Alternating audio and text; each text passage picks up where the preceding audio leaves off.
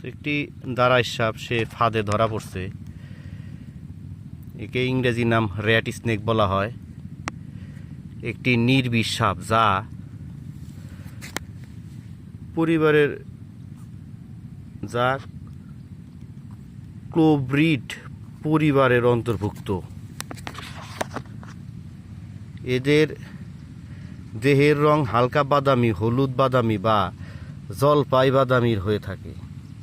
অনেক সময় এদেরকেও গোখরা সাপের মতো দেখতে মনে হলেও এদের ফনা থাকে না এবং মাথা আকারে দেখেন সরু থাকে।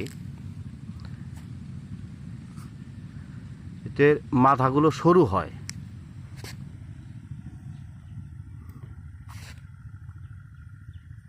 দারার সাপ চেনার কয়েকটি উপায় হচ্ছে এদের দেহের রং হালকা বাদামি, হলুদ বাদামি বা জলপাই বাদামি হয়ে থাকে। আকারে লম্বায় সাধারণত 2 ফিট পর্যন্ত হয়ে থাকে।